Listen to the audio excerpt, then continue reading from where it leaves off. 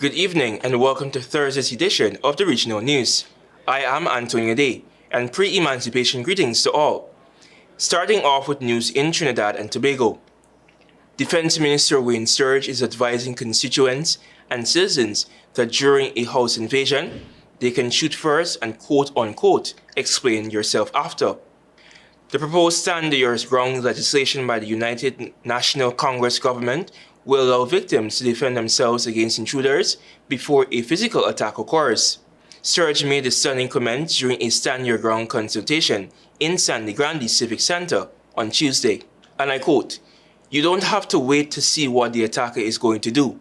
You don't have to wait to see if he pulls a gun or a cutlass or anything like this. You can once you honestly believe that you are under attack or that an attack is about to take place, or imminent, as they say here, once you believe an attack is imminent, you can strike first. And you can strike first and kill first," Sturge said. Sturge, a former criminal defense attorney, noted that the proposed legislation significantly differs from current self-defense laws. The government plans to model the Stand Your Ground laws after Florida's 2005 legislation. Sturge stated that the new laws allows homeowners or victims to defend themselves even before an attacker strikes. Continuing, if, however, the invader has a cutlass and is swinging or about to swing, or you feel you don't have the expertise to defend against a cutlass, you can shoot and kill. If it is in your waist, or you don't have to wait for him to reach for it, you can go up on him and wet him with your own cutlass, or your axe or whatever. And in that situation, the court, and it's set out here in the bill, the court would look at all of the circumstances to determine whether your action was reasonable, end of quote. Sturge added that the intruder could also be shot in the back under particular circumstances, and he said, "You know, they always say, if he run away, you can shoot. No. Circumstances, he's running away armed with a gun, you could shoot him in the back and explain yourself after. That's the reality. If he's running away without a gun, that's a different thing," end of quote. Continuing, when it comes to criminals dressed as police officers attempting to invade a person's home, Sturge said that whether a citizen is sure or unsure of the person's authenticity, it is better to defend and live than to hesitate and die. If by the manner in which they are behaving, you are not sure if they are police or not, what do you think is the common sense thing to do? I will leave you with a little quote I learned years ago from a good friend, Herbert Volney, who said, "It is better to be judged by 12 than carried by 6. If you're not sure that the persons outside are law enforcement, and you feel that they might be posing a law enforcement, and you feel that if you don't act, you could die, you are entitled to shoot." He expressed that while law enforcement officers can enter private property, he disagrees with including prison officers as state police and the PCA members in authority.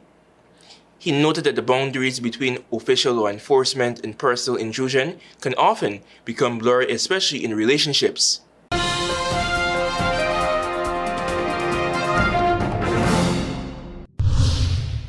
Over to news in Haiti. In an interview with a pool of reporters from international media outlets, including the Haitian Times, Fritz Alphonse, president of Haiti's Transitional Presidential Council, announced Monday new efforts to investigate Haitian nationals deported from the United States for alleged financial crimes or suspected gang affiliations.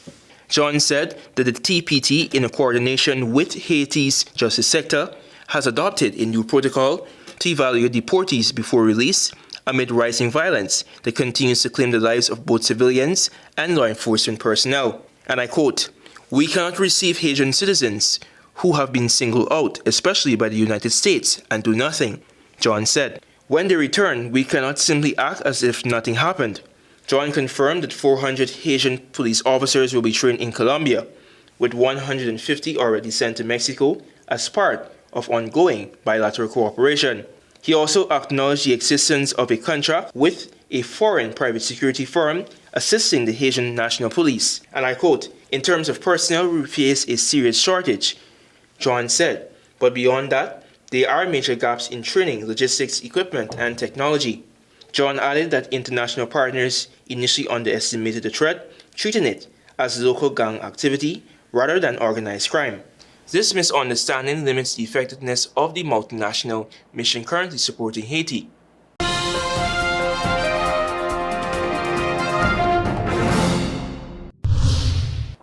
And finally, with some international news, US President Donald Trump intensified his trade war with Canada a day ahead of the August 1 deadline for a tariff agreement, saying it would be very hard to make a deal with Canada after it gave its support to Palestinian statehood.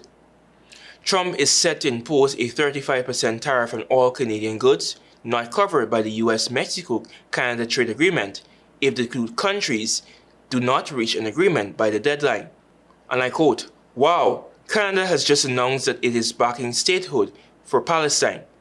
That will make it very hard for us to make a trade deal with them," Trump said on Truth Social. Canadian Prime Minister Mark Carney previously said tariff negotiations with Washington had been constructive, but the talks may not conclude by the deadline. Talks between the two countries were at an intense phase, he added, but a deal that would remove all US tariffs was unlikely. Canada is the US second largest trading partner after Mexico, buying $349.4 billion in US goods and exporting $412.7 billion to US last year, according to US Census Bureau data. Thank you for watching. I am Antonia Day. Goodbye for now.